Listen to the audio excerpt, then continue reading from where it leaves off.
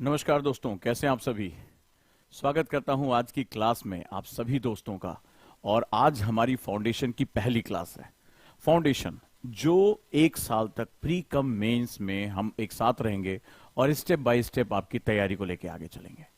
तो दोस्तों स्वागत करता हूं। सबसे पहले मुझे बताइए आप कैसे हैं और आज की क्लास के लिए तैयार, क्योंकि आज की क्लास में मैं आपकी उन समस्याओं के बारे में बात करूंगा और आज आपको एक ऐसी सच्ची घटना बताऊंगा, शायद आप में से कई लोगों की आंखों में आंसू आ जाएंगे। संघर्ष की उस कहानी के बारे में बात करूंगा। आज उन सभी बच्चों के सवालों का जवाब दूंगा जो ये समझते हैं कि उनकी जिंदगी में बहुत ज्यादा तनाव है, बहुत ज्यादा मुश्किलें हैं। तो आज एक ऐसे ऑफिसर की कहानी सुनाऊंगा जिसने उन सभी संघर्षों को जिया जिसकी आप कल्पना नहीं कर सकते। वो सारे लॉसेस झेले जो आपको तोड़ कर रख सकते हैं। और आज यहीं से हमारे फाउंडेशन बैच की शुरुआत होती है। मैं आपका गाइड ओजांक लेकर आया हूं फाउंडेशन की पहली क्लास जो 6,999 में सभी बच्चों के लिए उपलब्ध रही है। वो उस क्लास के साथ हम जुड़ेंगे और आज और कल मैं आपको बताऊंगा पूरे एक साल आपको कैसा टाइम टेबल लेकर चलना है और आपको सैंड ग्लास मॉडल के बारे में बताऊंगा। सेल्फ स्टडी और क्लास टाइमिंग को कैसे जोड़ना है और कैसे आप एक साल उसको फॉलो करके अपनी सक्सेस को लेकर आगे बढ़ सकते हैं। तो स्वागत करता हूं आप सभी का दोस्तों। और अगर मेरी आवाज बिल्कुल क्लियर आ रही है तो रेडी हो जाइए, मुझे कमेंट बॉक्स में बताइए सर वी आर रेडी। और आज एक ऐसी कहानी के माध्यम से आपकी बहुत सी समस्याओं का मैं समाधान देने जा रहा हूं और उम्मीद करूंगा कि आज की क्लास से आपको जीवन जीने की एक प्रेरणा मिलेगी, सफलता की एक प्रेरणा मिलेगी और जीरो से हीरो बनने का एक जबरदस्त आपको जो है वो आयाम मिलेगा। तो तैयार हैं? आज आप जो क्लासेस में आपको पता है कि 27 तारीख से हमारा आज से बैच शुरू हो रहा है फाउंडेशन का जो प्री कम मेंस बैच है। इसके बारे में और भी अगर आपको जानकारी चाहिए तो वो सारी चीजें आपको मिल जाएगी। क्लासेस कहां चल रही हैं? Ojaank any time learning app पर।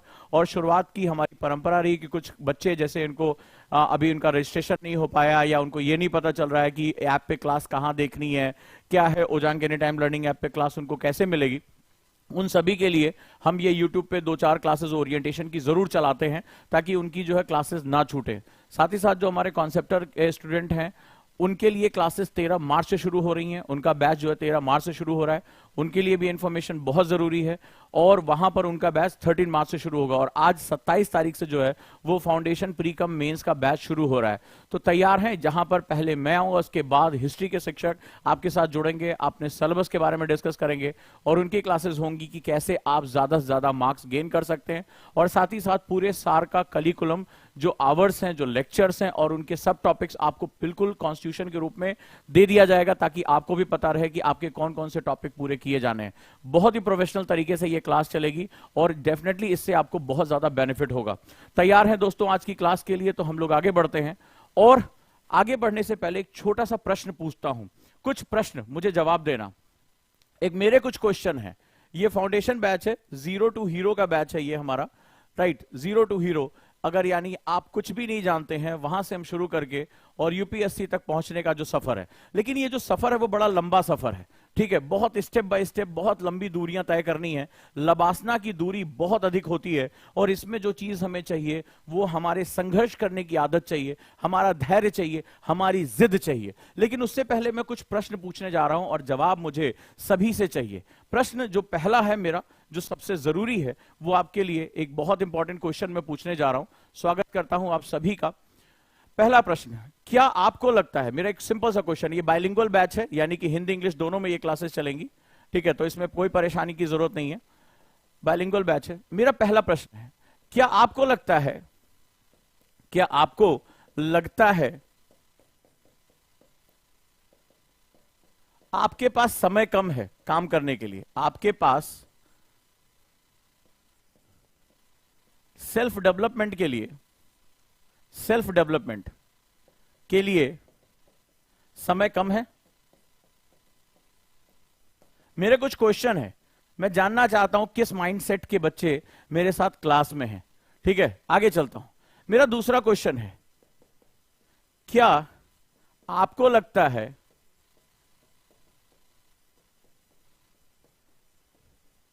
पैसे की कमी सफलता रोकती है? सफलता रोकती है, सफलता को रोकती है, यानी पैसा होना बड़ा जरूरी है सक्सेस के लिए। मुझे बताते रहना और ईमानदारी से, कोई जल्दी नहीं है। क्या आपको लगता है लाइफ में सब कुछ आपके सोचने के हिसाब से होता है? आपके सोचने के हिसाब से होता है? क्वेश्चन मुझे बताते जाना, क्वेश्चन का जवाब चाहिए, क्योंकि आज की क्लास बड़ी इंपॉर्टेंट है। आज की क्लास एक सच्ची घटना है जो शायद आपको रुला भी देगी, लेकिन आपको सिखा भी बहुत कुछ देगी। क्या आपको लगता है कि लोग अगर आपके खिलाफ हैं, लोग अगर आपके खिलाफ हैं,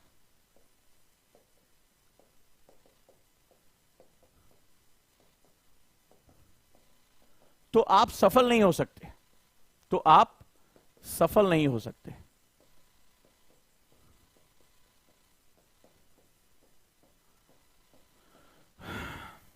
आपको लगता है, इफ यू फील राइट, कि आप बहुत बिजी हैं और आईएएस की तैयारी नहीं कर पा रहे, आईएएस की तैयारी नहीं कर पा रहे हैं, ठीक है? अभी क्वेश्चन पूछता जा रहा हूं, मुझे जवाब देते रहना। माता पिता का सपोर्ट, क्या आपको लगता है, क्या आपको लगता है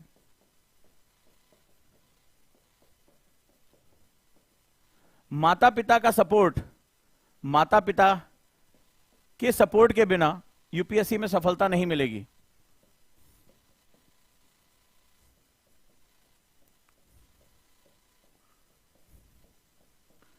यूपीएससी में सफलता नहीं मिलेगी।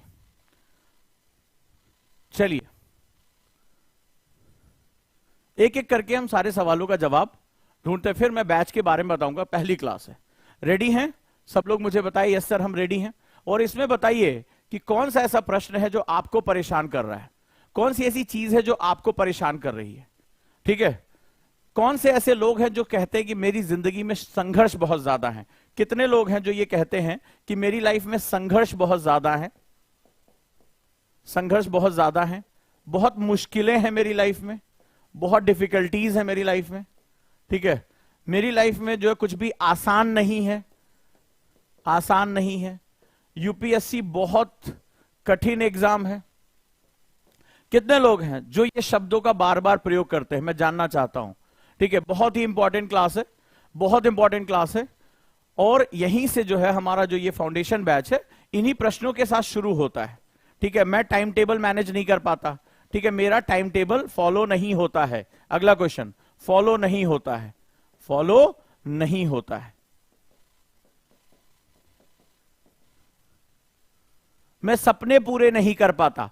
आज मैं समझाऊंगा नहीं, कोई तरीका नहीं बताऊंगा, एक सच्ची घटना तुम्हारे सामने रखूंगा। इस क्लास को आखिरी तक देखना, शायद हो सकता है रोने भी लगो, और हो सकता है आंखों से जितने आंसू बहे तुम्हारा अंदर उतना ही साफ होता चला जाए, ये सारी गंदगी हट जाए। ये तुमने कभी ना कभी, यहां भले चाहे नो यस लिख लो, लेकिन कभी ना कभी तुमने ये जरूर बोलोगे sir time table regular follow नहीं हो पाता, लाइफ में बड़ी मुश्किलें हैं, रिश्तेदार आ जाते हैं, माता पिता काम करने के लिए बोल देते हैं, टाइम नहीं मिलता पढ़ने के लिए, मुश्किलें बहुत है, पापा बहुत खिलाफ हो जाते हैं, मम्मी बहुत खिलाफ। मेरे पास हजारों की संख्या में इस तरह के मैसेज और कॉल्स आती हैं कि पापा मम्मी कह रहे थे कि आईएएस नहीं बनने देंगे। ये सारी समस्या है ना तुम्हारी, क्यों? क्योंकि मेरे साथ तुम्हें 1 साल चलना है, लंबा समय है, और इसमें मैंने देखा है कि जो 2 से 3 महीने के अंदर टाइम टाइम फिस्ट हो जाते हैं। लगभग हर बैच में 30% बच्चे गिव अप कर देते हैं, गिव अप कर देते हैं, उनकी हालत खराब हो जाती है। लेकिन यहां तो हम कुछ और करने जा रहे हैं, चलो देखें हम क्या करने जा रहे हैं। तो ये सारे प्रश्न हैं, इनका जवाब हमें ढूंढना है। लेकिन उससे पहले एक जानकारी तुम्हें थोड़ा सा दे दूं, और वो जानकारी ये है कि होली स्पेशल ऑफर में हमारा जो आईएएस प्रीलिम्स कम मेंस का बैच है, बाइलिंगुअल ऑनलाइन लाइव, अभी 6,999 है, लेकिन 8 मार्च होली है, 8 मार्च के बाद इसकी फीस 39,999 जो एक्चुअल फीस है वो हो जाएगी। यानी आपके पास इसमें एडमिशन लेने का जो है 27 तारीख से लेकर 8 मार्च है, और इसके बाद ये जो फीस है ये 6,999 नहीं रह जाएगी, इसकी जो फीस होगी वो 39,999 हो जाएगी। यानी one of the biggest sale है ये हमारी इस साल की फाउंडेशन बैच में। इसके बाद अगर आप 8 मार्च होली के बाद एडमिशन लेते हैं तो 39,999 ही इसकी फीस होगी, यानी 40,000 रुपए इसकी फीस हो जाएगी। तो लेट्स स्टार्ट। हम शुरू करते हैं। क्लियर है? तो अब हम जो है इसकी शुरुआत करते हैं कि क्या चीज हमारे लिए इंपॉर्टेंट है।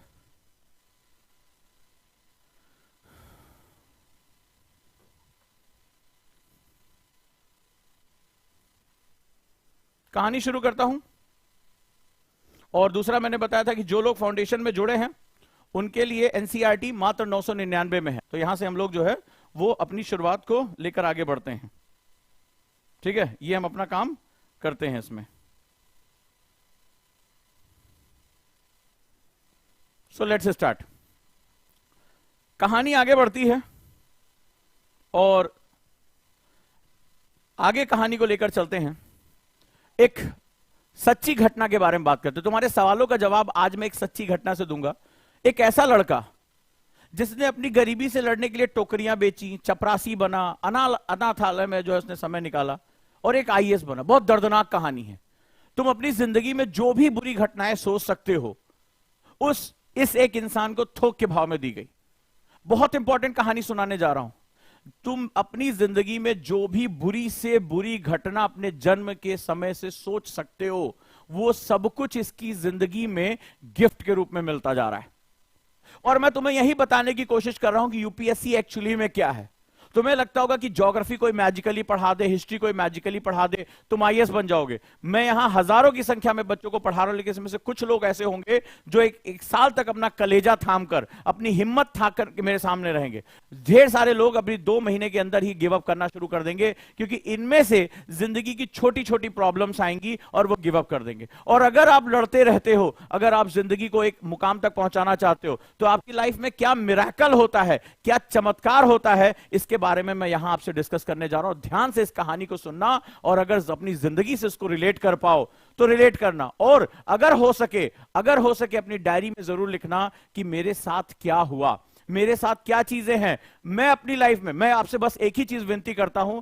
आज जैसे जैसे मैं इसकी कहानी सुनाने जा रहा हूं, एक सच्ची घटना जो आज एक आईएएस के रूप में है, मैं आपके सामने रखता जाऊंगा। और अगर आपकी जिंदगी में कोई भी ऐसा इवेंट आया हो और जहां आपने गिव अप किया हो, आज अपनी डायरी में जरूर लिखना कि मैंने इसी परिस्थिति में गिव अप कर दिया, हाथ जोड़ लिए और इस आदमी ने लड़कर इतनी चीज हासिल की। शुरू करूं कहानी? कमेंट बॉक्स में सबका जो है यस चाहिए कि हां सर कहानी शुरू करिए। और अपनी जिंदगी की उस घटना के बारे में जहां तुमने गिव अप किया, चाहे वो बोर्ड एग्जाम रहा हो, चाहे कभी भी रहा हो, उसको जरूर जो है मेंशन करना। तभी आज मेरी इस कहानी को सुनाने का जो मकसद है वो सफल हो जाएगा। शुरुआत करते हैं दोस्तों बहुत छोटी सी घटना के साथ। ठीक है, तो चलिए हम एक छोटी सी घटना के साथ शुरू करते हैं। मुझे कमेंट बॉक्स में बताइए कि हां सर हम लिखेंगे और कहानी को जोड़ते जाएंगे। कहानी शुरू होती है एक टोकरी बेचने वाले से एक आईएएस बनने तक की कहानी। लेकिन इस कहानी से पहले कुछ बहुत दर्दनाक है जिंदगी में। केरल का एक गांव है और एक बेहद गरीब परिवार में, बेहद गरीब मतलब उनकी जिंदगी जो है वो 2 वक्त की रोटी के संघर्ष में है। यहां यह भी नहीं पता कि सुबह हमने खाना खाया, शाम को मिलेगा या नहीं। एक बेटे का जन्म हुआ, एक जो है लड़के का जन्म हुआ। घर की आर्थिक स्थिति बहुत ज्यादा कमजोर है, मतलब सर पे छत नहीं है, छप्पर टपक रहा है। ठीक है, खाना खाने के लिए भी जो है संघर्ष केवल 24 घंटे का है। उनको कल के कोई सपने नहीं है कि कल कुछ होने जा रहा है, त्योहार है, फलाना ठिकाना ना।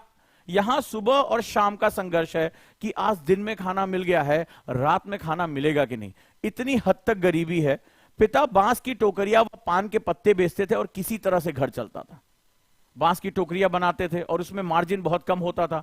बिक गई जिस दिन, उस दिन घर में दोनों वक्त खाना मिलता था। जिस दिन नहीं बिकी उस दिन घर में जो है वो खाना नहीं बन पाता था। परिवार में पत्नी, 2 बेटे और 1 बेटी थी और बहुत मुश्किल से परिवार का गुजारा हो पाता था। ये परिवार जो है हर दिन इसी संघर्ष में बीता करता था कि भाई कैसे ये संघर्ष पूरा हो। और जिंदगी जो है कोई सपने नहीं, सपना ही नहीं कि 1 साल बाद क्या होगा, परिवार में इस बार क्या होगा, त्योहार, कुछ नहीं। सिर्फ एक ही चीज, दोनों वक्त का खाना मिल जाए, शरीर पे कपड़े हैं, शरीर नग्न ना दिखाई पड़े, यही चीज चल रही है। कहानी यहां से शुरू हो रही है आईएएस की। पढ़ने लिखने की उम्र में जब हमारा सपना होता है कि भाई बच्चा स्कूल जाए, यहां कोई सपना नहीं था। यहां सपना था कि गरीबी इतनी कि पढ़ने लिखने के बारे में तो परिवार में बात ही नहीं हो सकती है। बच्चा जैसे ही थोड़ा बड़ा हुआ, पिता के साथ बांस की टोकरियां बनाने लगा और पान के पत्ते बेचने लगा। पढ़ने लिखने के बारे में तो बात ही नहीं हो रही है, कहानी की शुरुआत ही हो रही है। और मैं एक आईएएस की सच्ची घटना सुनाने जा रहा हूं, और जिसके परिवार में ऐसी चीज हो गई है, वो ये हो गई है कि अब यहां पर जो है वो पान के पत्ते बेचने की बात आ गई है। पढ़ाई खत्म, राइट, लेकिन दूसरी मुसीबत अभी आने वाली है, दूसरी मुसीबत आने वाली है। ध्यान से सुनना और मुझे बताना। तो परिवार को इसको क्या हुआ, गरीबी गिफ्ट में मिल गई। लेकिन अभी जब नियति तुम्हें परखने पर आती है तो दबाव बहुत डालती है। हीरे को, कोयले को जब हीरा बनना होता है ना, तो उसे असहनीय ताप और दाब से गुजरना पड़ता है। और जिंदगी में जो संघर्ष जब असहनीय हो जाते हैं, तो यकीन मानो तुम्हारे अंदर एक हीरा पैदा होने वाला होता है, तुम्हारे अंदर कुछ बदलने वाला होता है। अभी नियत ने कहा कि सिर्फ गरीबी नहीं, इसको कुछ और भी अभी परखना है। पिता लगातार बीमार होना शुरू हो गए, घर चलाने के लिए काम करना जरूरी था, इतने पैसे भी नहीं थे कि इलाज करा सके। पिता ने अपनी बीमारी को छुपाना शुरू कर दिया कि कहीं ऐसा ना हो कि इलाज कराने के चक्कर में जो घर का जो 2 वक्त का खाना चल रहा है वो भी बंद हो जाए। और बीमारी में भी आराम करने की बजाय काम करना शुरू किया, बीमारी को छुपाना शुरू किया। और धीरे धीरे धीरे धीरे वो बीमारी इतनी भयानक हो गई, वक्त ने करवट ली और लंबी बीमारी के बाद पिता इस दुनिया से चले गए। इकलौता कमाने वाला व्यक्ति, बच्चे अभी छोटे छोटे हैं, मां कोई और काम करना नहीं जानती हैं। पिता को ये दुनिया जो है, इतनी दर्दनाक कहानी की सिर्फ गरीबी नहीं मिली, अब जो इकलौता सहारा था वो भी खत्म हो गया, वो भी खत्म हो गया। अभी बचपन में, अभी स्थिति इतनी खराब है, बच्चे छोटे छोटे हैं और इकलौता कमाने वाला व्यक्ति भी चला गया। परिवार के ऊपर मुसीबतों का पहाड़ हो गया। यहां तो अब जिंदा रहने के लाले शुरू हो गए। अब आपको लगेगा कि जिंदगी में क्या बदलाव आ रहा है, अभी मुसीबत खत्म नहीं हुई है। अब यहां पर परिस्थितियों ने और अपना दांव खेलना शुरू किया, अब और ट्विस्ट आने जा रहा है। और ऐसी घटना होने जा रही है अब यहां पे, ठीक है, एक ऐसी घटना होने जा रही है जिसको आप कल्पना भी नहीं कर सकते। एक ऐसी असहनीय घटना होने जा रही है जिसकी आप कल्पना भी नहीं कर सकते। अभी यह दुख अंतिम दुख नहीं था, यहां से तो शुरुआत हुई है कि अब पिता का साया भी खत्म हो गया, घर में दुखों का पहाड़ जो है टूट गया और घर में खाने पीने का काल पड़ गया कि अब जो है पहले 2 वक्त खाने का संघर्ष था, अब 1 वक्त भी खाना नहीं मिलने जा रहा है। इतनी मुश्किलें जो है वो आ चुकी थी। मां पढ़ी लिखी नहीं थी कि उन्हें कोई काम मिल सके और वो अपने बच्चों का पालन पोषण कर सके। अपने बच्चों को अपने सामने बिलख बिलख कर 2 वक्त के खाने के लिए रोते हुए देखना उस मां के लिए असहनीय हो गया। इतना असहनीय हो गया कि उस मां के हृदय में कुछ एक नया फैसला आ गया। और वो फैसला एक ऐसा फैसला था जिसे हम आप और हमारी दुनिया में, मोटिवेशन की दुनिया में, हम जल्दी इन सब चीजों के बारे में नहीं जानते। इस मां ने क्या फैसला कर लिया कि अब अपने बच्चों का पेट पालने का कोई रास्ता नहीं बचा, कोई रास्ता नहीं बचा। इतनी गरीबी आ गई कि मां ने अपनी औलादों को अनाथालय में डाल दिया। मां ने अपने बच्चों को अनाथालय में, गरीबी से तंग आ गए कि चलो मेरा किसी भी तरीके से भीख भी मांग लेंगे, कुछ भी कर लेंगे। मां के दिमाग में चल रहा है। एक मां से अपने बच्चे को अलग करना सबसे तकलीफदेह काम होता है। एक मां कितनी भी जो है, चाहे वो मनुष्य की मां हो, चाहे वो जानवरों की मां हो, वो लड़ जाती है। जानवर बड़े से हिंसक पशुओं से भी लड़ जाती है अपने बच्चे को बचाने के लिए। आप परिस्थिति की विकरालता देखिए, गरीबी की विकरालता देखिए, भुखमरी की विकरालता देखिए कि इस मां ने डिसीजन ले लिया कि इन बच्चों को अनाथालय में डाल देंगे, कि अनाथालय में कम से कम 2 वक्त का खाना मिल सकेगा। अपने कलेजे के टुकड़े को बाहर कर दिया। परिस्थिति की मार देखिए, पिता का साया छीना, गरीबी इतनी ज्यादा, पढ़ाई लिखाई की कोई व्यवस्था नहीं, कुछ भी नहीं था। और अंत में उस मां को अपने बच्चों को अनाथालय में, ऑर्फनेज में डालना पड़ा। ऑर्फनेज में मां होते हुए भी ऑर्फनेज में डाला कि बच्चों को कम से कम 2 वक्त का खाना तो मिल जाएगा, मुझसे दूर रहेंगे लेकिन जिंदा तो रहेंगे। मनुष्य की ऐसी स्थितियां आती हैं। आप मुझे बताइए, आप कहते हैं कि सर मेरे जीवन में बड़ा संघर्ष है, मेरे बड़ी मुश्किलें हैं। इससे ज्यादा संघर्ष, इससे ज्यादा मुश्किलें? लेकिन जब वक्त को करवट लेना होता है तो पहले आपको बहुत तड़पाता है। इस पूरे जब पढ़ाई का जब दौर आएगा तो इस दौरान तुम्हें अपने दिमाग को बहुत टारगेट करके रखना पड़ेगा। इस दौरान ये मैं आखिर क्लासेस क्यों ले रहा हूं, एक सज्जन है, बड़े बड़े विद्वान है, कह बोले टू द टॉपिक बात करिए। ये वही है जो टू द टॉपिक तो बात करेंगे, लेकिन 2 महीने बाद इनका ना किताब पता होगी ना इनके टॉपिक इनको पता होंगे। क्योंकि जैसे जैसे एग्जाम में प्रेशर पड़ेगा, हजारों बच्चों की काउंसलिंग करता हूं, इसलिए कह रहा हूं कि जैसे जैसे प्रेशर बढ़ेगा आप अंदर से टूटना शुरू हो जाओगे। समझ में नहीं आता कि भाई ज्योग्राफी पढ़ूं, हिस्ट्री पढ़ूं, आंसर राइटिंग क्लास चल रही है, करंट की क्लास चल रही है, सर सुबह से शाम तक क्लास चलती है, खाने का वक्त नहीं मिल रहा है, सोने का वक्त नहीं मिल रहा है, अंदर ये हलचल पैदा होगी।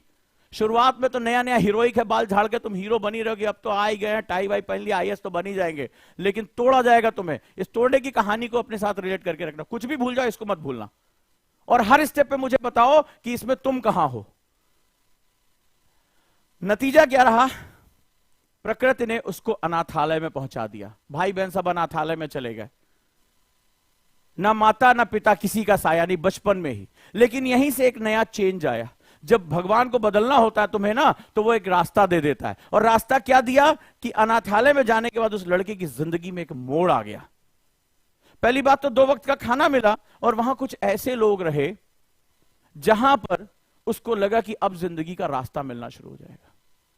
और अनाथालय में जाना उस बच्चे के लिए किसी वरदान से कम नहीं, किसी ब्लेसिंग से कम नहीं था। ये उसके लिए ब्लेसिंग लेकर आओ, ब्लेसिंग इन डिस्ग्यूज, जो हम बोलते हैं ना कि इस अंधेरे में हमेशा जो आशावादी लोग होते हैं वो हमेशा रास्ता ढूंढ ही लेते हैं। क्या खास थी उस बच्चे में? उस बच्चे के अंदर एक डिसिप्लिन था, अनुशासन था। इस पर मैं बहुत बार क्लास ले चुका हूं कि बिना अनुशासन के जिंदगी में सफल नहीं हो पाओगे। परिस्थितियां क्षण मात्र होती हैं, समय हर पल बदलता है। जो अच्छा है वो बुरा होगा, जो बुरा है वो अच्छा होगा। समय, दिन, रात, सूर्य की रोशनी और अंधेरा, ये कभी कांस्टेंट नहीं होते। जो आज है वो कल नहीं होगा।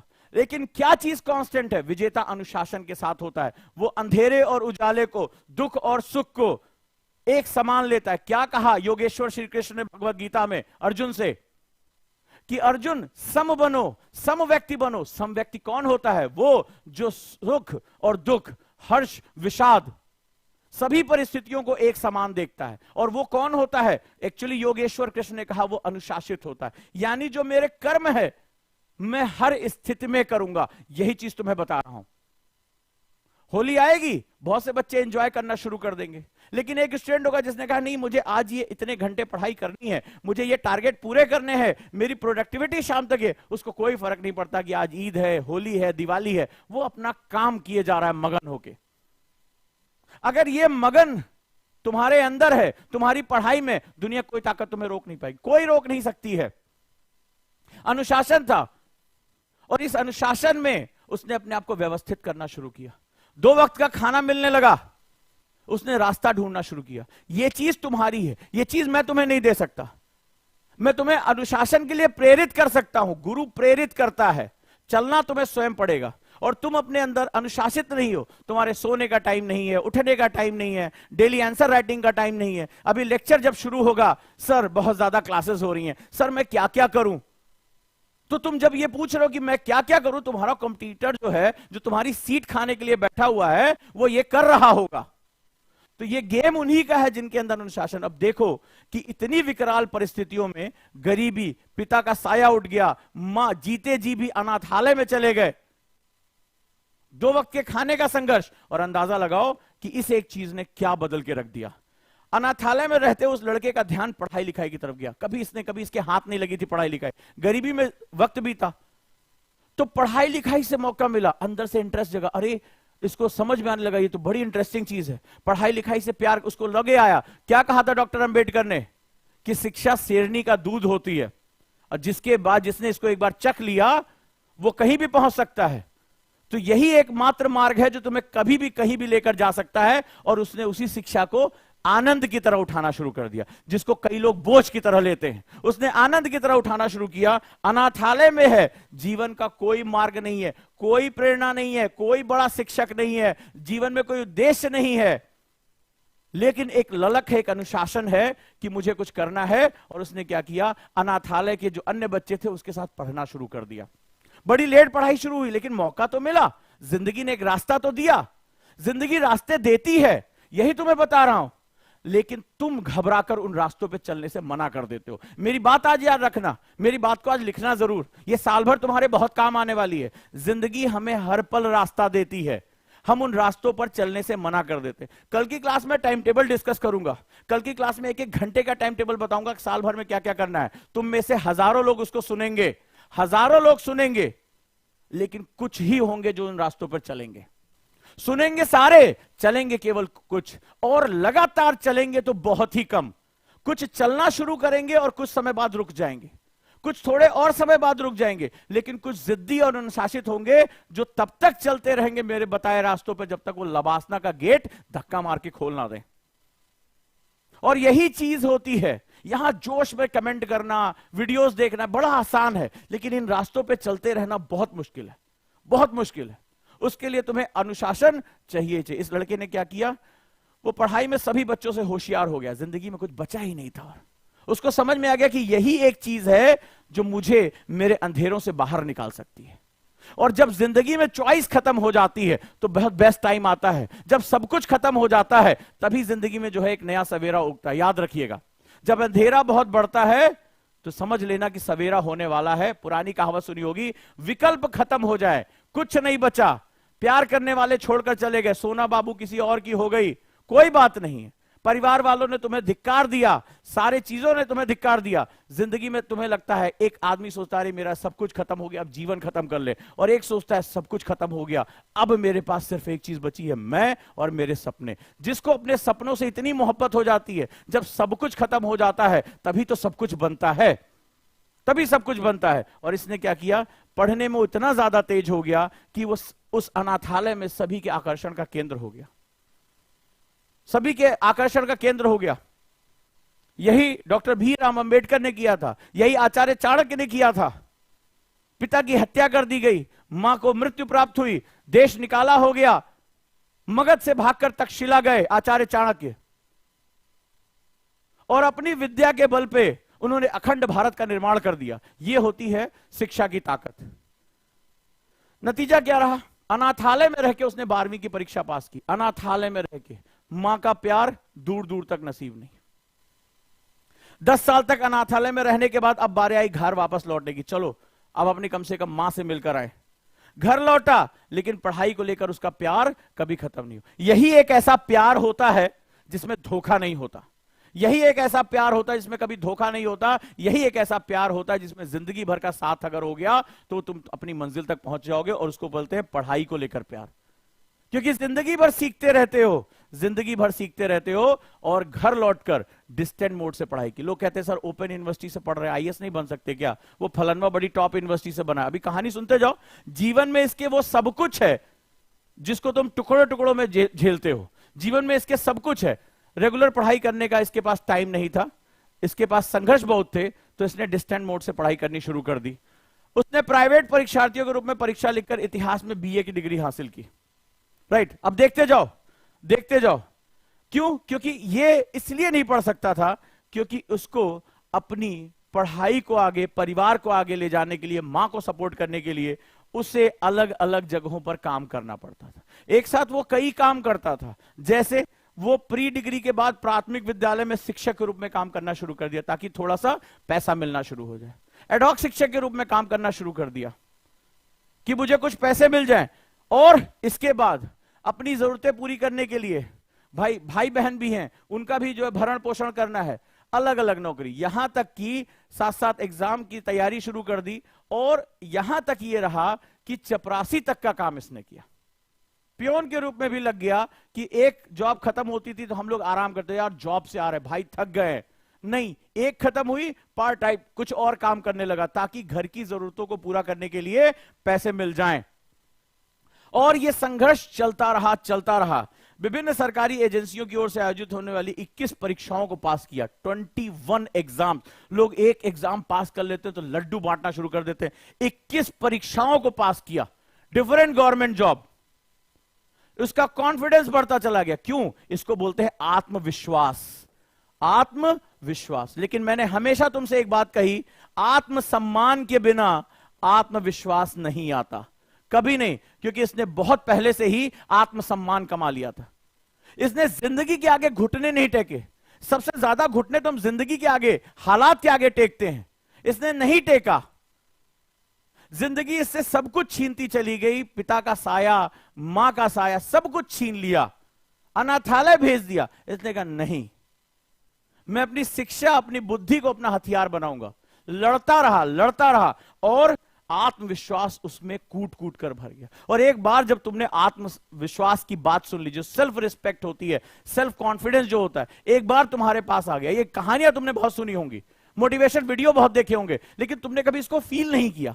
ये जब फील होता है ना, तो आदमी चलते समय बड़ा मगन होकर चलता है। कभी देखना मगन आदमी का, ऐसे सीना चौड़ा होता है, वो आत्मविश्वास से भरा, उसको पता होता है कि वो सेल्फ मेड है। कभी भी नोटिस करके देखना, वो कभी झुककर बात नहीं करेगा। तुम उसकी लाख कोई बुराई करे, लाख आलोचना करे, लेकिन वो बड़ा आत्मविश्वास से भरा होता है। तुम लोग कई बार नेताओं को गाली देते हो, लेकिन उससे जो सीखने की चीज है वो नहीं समझ पाते। कितनी आलोचना, और कोई उसको भ्रष्टाचारी कह रहा है, कोई कुछ कह रहा है, लेकिन तुमने देखा होगा बहुत ही अकड़ के साथ वो चलता है।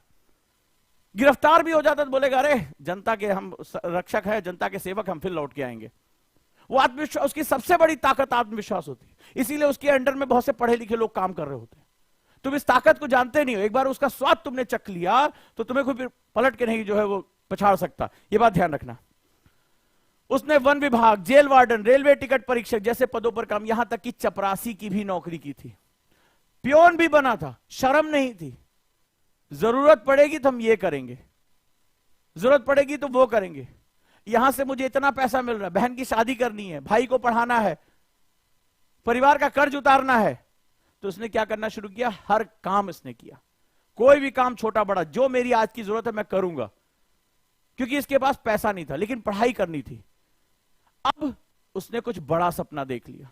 यहां रुक सकता था, 21 सरकारी एग्जाम क्रॉस कर लिया। यहां तो लोग छोटा मोटा कोई एग्जाम क्रॉस कर लेते, मार ढोल पतासे, तुरंत घर में शादी वादी की बात शुरू हो जाती, दहेज की बात शुरू हो जाती। बोला नहीं, रुकना नहीं है, बड़ा सपना देखना। अब बड़ा सपना क्या था?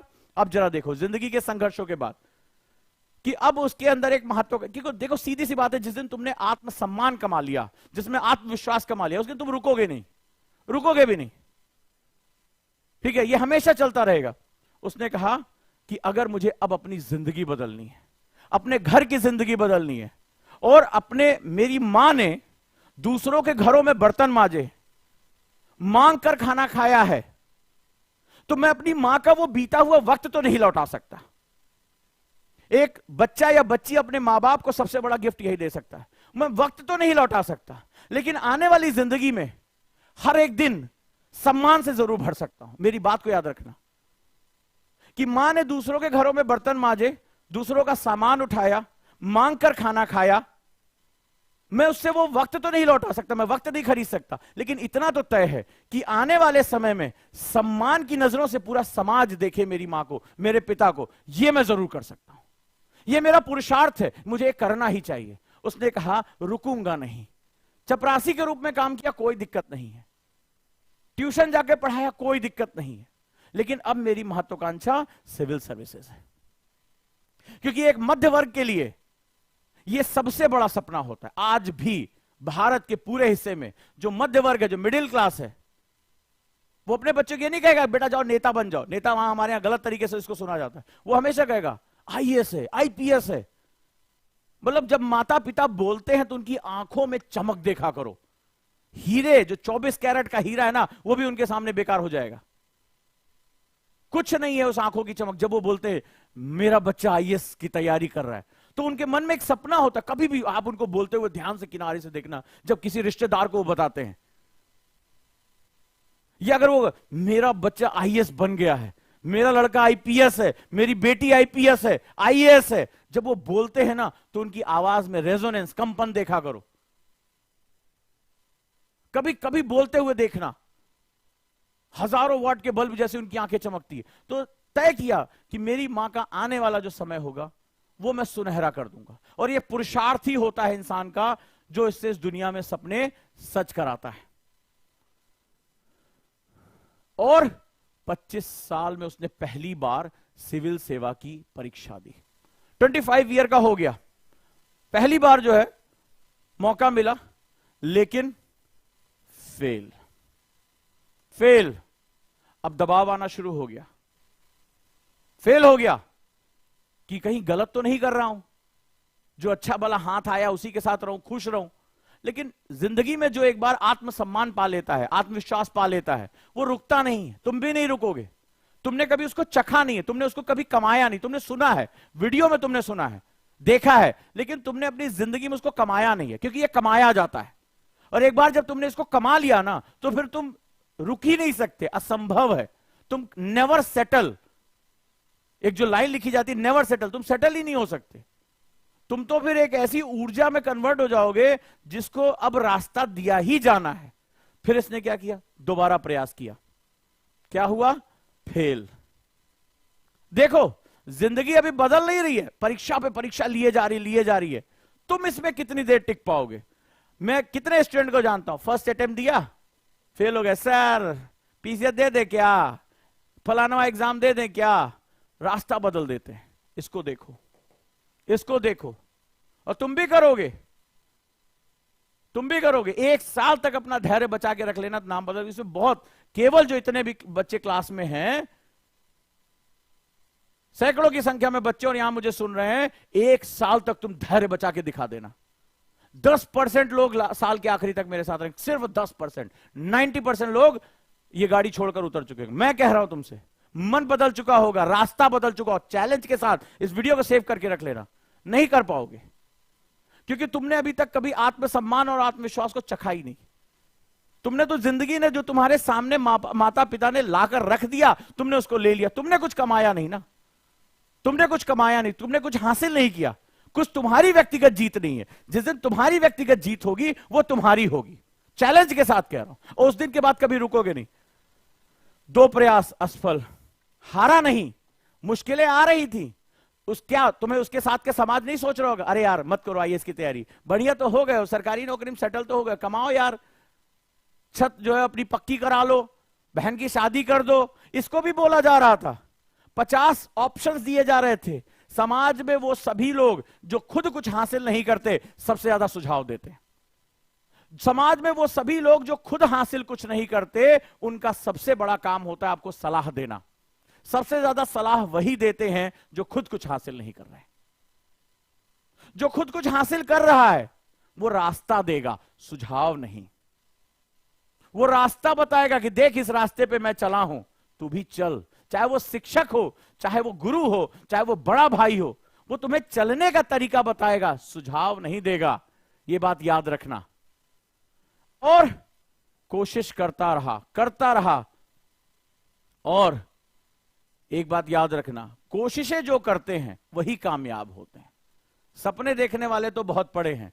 2011 में तीसरा प्रयास किया, और इस बार उस गरीब पान और टोपी बेचने वाले, टोकरी बेचने वाले पिता और लाचार मां का बेटा सफल हो गया और यूपीएससी परीक्षा को क्लियर करके दिखा दिया।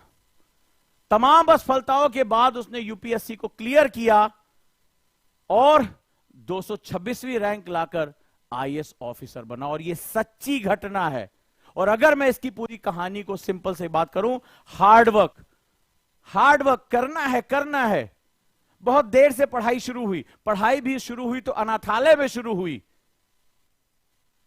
कोई मकसद नहीं, कोई सपना नहीं, ना कोई माता पिता का साया, सिर्फ अनुशासन, लगन और यह समझ लेना कि शिक्षा ही मेरा सबसे बड़ा हथियार है। शिक्षा ही मुझे मेरे सपनों तक मुझे पहुंचा सकता है। उसने वहां से काम शुरू किया। दूसरी चीज, कभी भी हार ना मानना। आज की पीढ़ी इतनी फट्टू है, मुंह पे कह रहा हूं, एक टेस्ट देने नहीं आते, फ्री टेस्ट दे रहे हैं। आंकड़े मेरे पास है, 15,000 लोग रजिस्टर करा रहे हैं, 1500 लोग टेस्ट दे रहे हैं। पता नहीं कौन वो 13,500 फट्टू हैं जो आईएएस की तैयारी के नाम पर अपना, अपने माता पिता और इस समाज सबका समय बर्बाद कर रहे हैं। गजब फट्टू हैं, क्योंकि वो लड़ाई लड़ने से पहले मानसिक रूप से हार मान चुके हैं। वो तो ज़ॉम्बीज हैं, वो डेड बॉडीज की तरह हैं। मैं आईएएस की तैयारी कर रहा हूं, और वो पूरे टाइम दूसरों पे इल्जाम लगाते हैं। वो फलानवा टीचर ऐसा है, ढकनवा टीचर ऐसा है, ढकनवा कोचिंग ऐसी है, फलानवा ऐसी है, हालात ऐसे हैं, नवग्रह ऐसे है, राहु केतु तो को भी नहीं छोड़ता वो। लेकिन वो खुद के अंदर नहीं झांकता कि वो अंदर से मर चुका है। अरे जब तुम टेस्ट नहीं दे सकते, जब तुम लड़ नहीं सकते, अपने नींद आते हुए अपने आप को बिस्तर से उठा नहीं सकते, अपनी एक बुरी आदत है कि हर 10 मिनट में फोन चेक करना है, उस फोन को अपने पास से हटा नहीं सकते, तो जिंदगी में तुम्हें मिलना क्या है? कुछ नहीं मिलेगा। ठीक है, कुछ नहीं मिलने है, क्योंकि तुम हार मान चुके हो। तो दूसरी चीज, हार नहीं मानना है। तीसरा, बार बार कोशिश करना। अगर यूपीएससी में आज जो लोग फाउंडेशन में मेरे साथ शुरुआत कर रहे हैं, वो सिर्फ एक काम करें, बार बार कोशिश करना। अब याद रखना, आज मौका है, आज मौका है। कई लोग चाहे तो आज छोड़ सकते हैं यूपीएससी, सेटल कर जाओ कहीं और। भाई यूपीएससी में जब तुम आईएएस बन जाओगे तो मैंने बोला ना, उसके बंगले पे काम कौन करेगा, गाड़ी कौन चलाएगा, उसकी साफ कौन करेगा गाड़ी, फाइलें कौन उठाएगा, झाड़ू कौन लगाएगा, खाना कौन बनाएगा। 14-15 नौकर से ऊपर आदमी होता है यार, खाली घर घर में स्टाफ होता है, सरकार इतना देती है, तो कहां से आएंगे वो लोग। और जो अब इसमें आज से वादा कर लो कि अब मैं घुसा हूं तो अब मेरी जिंदगी न सोना की है ना बाबू की है, अब मेरी जिंदगी सिर्फ लबासना की है। और क्यों कर रहा हूं, एक सज्जन ने बहुत बड़ा ज्ञान भेजा, तो टू द पॉइंट बात करिए। अरे तुम्हारा पॉइंटलेस हो जाओगे। सैकड़ों सैकड़ों बच्चों को हर साल देखता हूं, पहले दूसरे तीसरे महीने में बैटरी खत्म। एक शिक्षक के लिए उसके सारे स्टूडेंट बराबर होते हैं। जब हम पढ़ाते हैं तो ये नहीं कहते मोहन आओ तेरे कान में बोल देता हूं, राहुल को नहीं सुनाई पड़े। हम ऐसे नहीं पढ़ाते, हम सबको दिल खोलकर पढ़ाते हैं, सबसे बात करते हैं। और सबसे ज्यादा शिक्षक को बुरा लगता है जब तुम अपने सपनों को बेच आते हो, जब तुम अंदर से मर चुके होते हो। और जब हमें पता होता है कि हम लाशों को ढो रहे हैं, शरीर जिंदा है, मन मर चुका है, इसका इरादे मर चुके हैं, फिर हमें वो ढोना बड़ा मुश्किल लगता है, वो ढोना बड़ा मुश्किल लगता है। तो याद रखना, अब तुम्हारा प्यार सिर्फ लबासना है। और जब कोई किसी से बड़ी शिद्दत से प्यार करता है ना, तो उसको बार बार पाने की कोशिश करता है। डीडीएलजे देखिए ना, सबने देखी होगी, हर यूथ का जो है, या तमाम ऐसी जो पिक्चरें, दिलवाले दुल्हनिया ले जाएंगे, देखी होगी। तो उसमें हीरोइन का बाप उसको लेकर उसकी शादी कराने के लिए पंजाब लेके चला जाता है। वो अपना यूरोप छोड़कर पंजाब पहुंच जाता है, सबको खुश करता है, अंत में मार भी खाता है, लेकिन हीरोइन को लेकर। हम लव स्टोरीज को बड़े शिद्दत से देखते हैं। कभी उसका मैसेज समझा कि this is also love story, love story between you and LBSNAA, your dreams. तो प्यार करने वाले की सबसे बड़ी ताकत क्या होती है? अपने प्यार को पाने के लिए इंतहा पार कर जाना। और जब अपने प्यार को पाने के लिए इंतहा पार कर जाना, तो इंतहा मतलब क्या होती है? इंतहा मतलब होती है आखिरी लिमिट। कई बार तुमने देखा होगा तालियां बजाई होंगी, लेकिन जब तुम अपने सपनों के लिए जाते हो तो तुम्हारी हालत खराब हो जाती है। एक सामने एक पहली परीक्षा आई, भगोड़े आशिक की तरह भाग जाते हो, तो भगोड़े आशिकों को सिर्फ गाली पड़ती है और कुछ नहीं पड़ता है। तो वाकई में अगर उससे मोहब्बत है तो इम्तिहान पार करने की आदत डालो, इम्तिहान पार करने की आदत डालो, तब जाकर तुम आईएएस बनोगे और तब जाकर तुम्हें रैंक मिलेगी। और मैं किसकी बात कर रहा हूं? मैं बात कर रहा हूं मोहम्मद अली शिहाब की।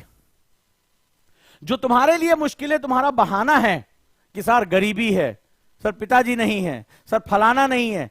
आज मुझे बताओ कि अगर इसकी जिंदगी की प्रॉब्लम्स का एक एक्सेल सीट बना लो, एक सारणी बना लो, गरीबी गिफ्ट मिली, पिता का साया, बीमारी में घर का सब कुछ बर्बाद हो गया, माता के पास खाने के पैसे नहीं है, माता को एक ऐसा डिसीजन लेना पड़ा कि बच्चों को अनाथालय में डाल दिया, एजुकेशन क्या होती है शुरुआती दौर में पता ही नहीं, चपरासी तक का काम करना पड़ा, छोटे छोटे जगहों पे काम करना पड़ा, और उसके बाद आईएएस। और प्रेरणा, हजारों लाखों बच्चे आज ये देख रहे हैं, उनके लिए प्रेरणा। तो क्या ये तस्वीर तुम्हारी तस्वीर नहीं हो सकती आने वाले वक्त में? क्या ओजांग सर या ओजांग सर जैसे कई लोग तुम्हारी कहानी नहीं पढ़ा सकते यहां पे? लेकिन कहानियां पढ़ाई नहीं जाती, कहानियां बनाई जाती हैं, कहानियां गढ़ी जाती हैं। और हर कहानी में स्याही नहीं होती है, ठीक है? हर कहानी में स्याही नहीं, इंसान का खून पसीना लगा होता है, तब कहानी बनती है। जिंदगी की कहानियां सुनाई नहीं जाती हैं, कि जिंदगी की कहानियां गढ़ी जाती हैं। और जब ये कहानियां गढ़ी जाती हैं तो इंसान का खून और पसीना लगा होता है।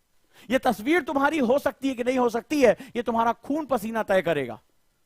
ये तुम्हारी जागती रातें आज से तय करेंगी कि तुम्हें बिस्तर ज्यादा प्यारा है या अपनी मेज कुर्सी प्यारी। सुनने में बहुत अच्छा लगेगा, लेकिन उस समय ना मैं होऊंगा ना तुम्हारे माता पिता होंगे। सिर्फ दो चीजें होंगी, एक तरफ तुम्हारा अनुशासन खड़ा होगा और एक तरफ तुम्हारा आलस खड़ा होगा।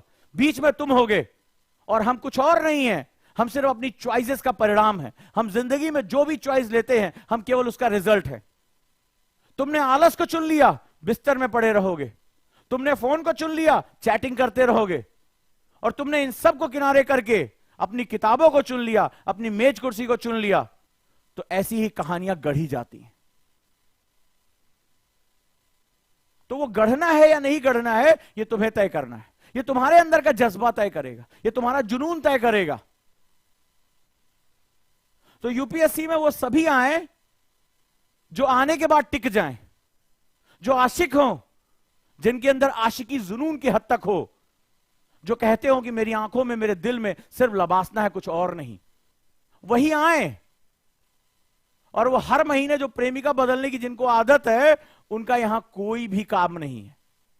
ऐसे आशिक लतखौक होते हैं, हर गली में मारे जाते हैं, हर चौराहे पे कुटते हैं। कभी लड़की मारती, कभी लड़की का भाई मारता है, कभी पूरा मोहल्ला मारता है।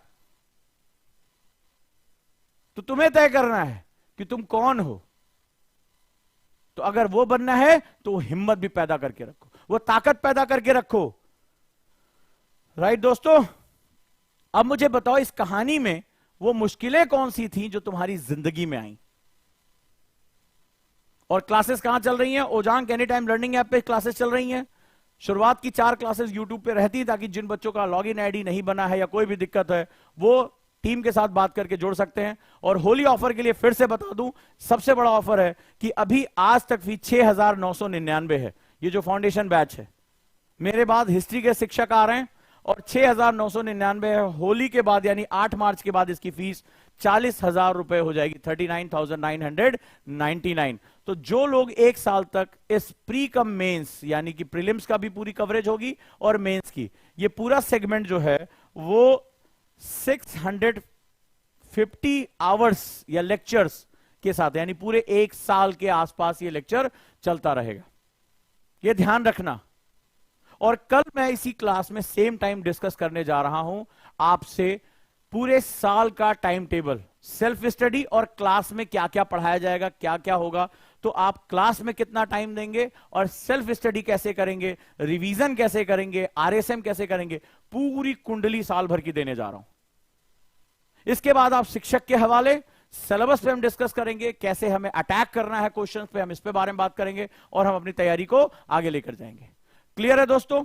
तो जो लोग जुड़ना चाहते हैं उनके पास मौका है आज से लेकर 8 मार्च तक। आप जो फॉर्म दिए जा रहे हैं उसको भर सकते हैं, यहां पर हमारी टीम फॉर्म भर रही है, या सिंपल 87, यहां नंबर लिख लीजिए, 8750711100 पर कॉल कर लीजिए, या 8750711144 पर कॉल कर सकते हैं, 33 पर कॉल कर सकते हैं, या 22 पर कॉल कर सकते हैं लास्ट में। ठीक है, आप इसके साथ करते रहिए। क्लियर है? तो अब तैयारी शुरू हो चुकी है। फाउंडेशन की हमारी फर्स्ट क्लास थी और ओरिएंटेशन क्लास में अपना माइंडसेट बनाइए। आज आप डायरी में जरूर लिखिए कि इनमें से ऐसी कौन सी समस्या है जिसके सामने आपने घुटने टेक दिए, आपने हार मान ली। तो ये बहुत जरूरी है कि हार नहीं मानना है और हमें अपनी तैयारी को आगे लेकर जाना है। मैं चाहूंगा क्लास में अटेंडेंस में चेक करूंगा, तो जो बच्चे क्लास नहीं देख रहे हैं वो क्लास जरूर देखें। राइट, तो उनको जरूर देखना है इस क्लास में। अटेंडेंस में चेक करूंगा। और ओजांग टेस्ट प्रैक्टिस के बारे में आप लोग जानते हैं सभी लोग, बहुत ध्यान से मैं बता दूं, ओजांग टेस्ट प्रैक्टिस पे यहां आपके लिए एक और मुसीबत आने जा रही है और वो है टीचर असाइनमेंट। जी हां, अब सारे टीचर अपना असाइनमेंट ओटीपी पे देने जा रहे हैं, उस पर हमारा डिस्कशन शुरू होने जा रहा है। और इस तरह से आप काम करके अपनी सक्सेस को बना सकते हैं। आपको इसमें जुड़ना पड़ेगा। यहां भी आपके जो है वो पूरे टेस्ट के मार्क्स मेरे पास आएंगे, पूरे मार्क्स मेरे पास आएंगे। और इस संडे को हम ऑल इंडिया फ्री मॉक लेकर आ रहे हैं जिसका नाम है बाहुबली। ये हम देखना चाहते हैं कि आप अभी कहां हैं। तो आप सभी जो है ओजांग टेस्ट प्रैक्टिस की ऐप डाउनलोड कर लें, ओजांग एनी टाइम लर्निंग ऐप जो है डाउनलोड कर लें। 2 ऐप आपके पास फोन में होने चाहिए और यहां पर जुड़ जाइए। जो लोग फ्री टेस्ट देना चाहते हैं वो प्रैक्टिस क्विज में जाकर फ्री टेस्ट दे सकते हैं। और इस संडे को ऑल इंडिया मॉक टेस्ट आ रहा है बाहुबली, उसके साथ जुड़िए, फ्री है सभी के लिए। पूरे 100 क्वेश्चन का सेटअप है। देखिए इस समय आप कहां हैं ताकि आपके रिजल्ट्स पर हम काम कर सके और आपको सक्सेस की तरफ लेकर जा सके। और बाकी लोग जो जुड़ना चाहते हैं वो जुड़ जाएं। राइट दोस्तों, और एनसीईआरटी शुरू कर रहे हैं हम कहां पर? 2 मार्च से। तो चलिए अब एनसीईआरटी भी शुरुआत करते हैं। और मैंने आपको बताया था जिन लोगों ने फाउंडेशन ले लिया है वो लिमिटेड टाइम के लिए आप जो है इनको जो है वो बैच मिल रहा है केवल 999 में एनसीईआरटी का। तो ये मौका बिल्कुल मत छोड़िएगा। आपको पता है ये दोनों मिलाकर आपकी सक्सेस का बेस तैयार हो जाएगा। तो कल मिलते हैं 1:30 बजे टाइम मैनेजमेंट के लिए। और जो टाइम टेबल मैं दूंगा उसको आपको प्रिंट करा के भी रखना होगा और वो ओजांग एनी टाइम लर्निंग ऐप पर वो पीडीएफ फॉर्मेट में अवेलेबल होगा। आपको उसे फॉलो करना ही करना है। और अगर आप नहीं कर रहे हैं तो आप हमें बताएंगे, हमारे काउंसलर को बताएंगे कि हमसे ये टाइम टेबल फॉलो नहीं हो पा रहा है। उसके लिए विशेषज्ञ टीम जो है आपसे बात करेगी। लेकिन सिलेक्शन जो है वो आपको लेना पड़ेगा। आप इसी शिद्दत के साथ शुरू हो जाइए जीरो से हीरो बैच में। स्वागत करता हूं इस सक्सेस बैच में। Thank you so much. और क्लास नहीं छोड़ेंगे आप, ये बात ध्यान रखिए। मैं डेली के डेली अटेंडेंस आप लोग की चेक कर रहा हूं और अभी भी 30% बच्चों ने भी क्लास नहीं देखी है, तो ध्यान रखें इसका थोड़ा।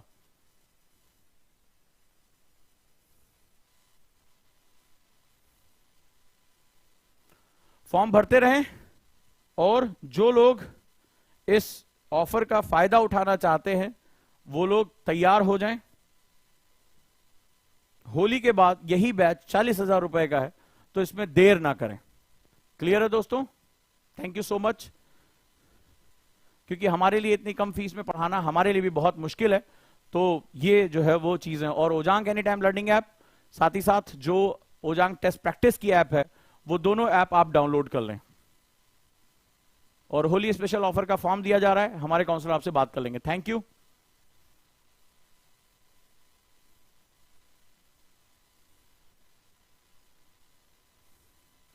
कॉन्सेप्टर बैच में एडमिशन कब शुरू करेंगे? आफ्टर होली कॉन्सेप्टर बैच में एडमिशन शुरू हो जाएगा। एक स्कॉलरशिप टेस्ट और होगा, राइट? तो उसके साथ ही हमारा जो है वो होली के बाद उसका अनाउंसमेंट हो जाएगी कॉन्सेप्टर बैच की 2 साल के। उसमें भी एडमिशन हम शुरू कर रहे हैं। Thank you so much.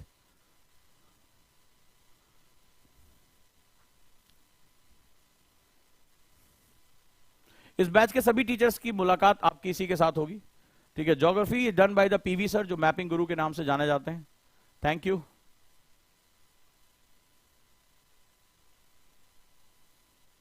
और साथ ही साथ सभी ऑप्शनल में 50% डिस्काउंट अवेलेबल है, उसके साथ भी आप लोग जुड़ जाइए। Thank you so much.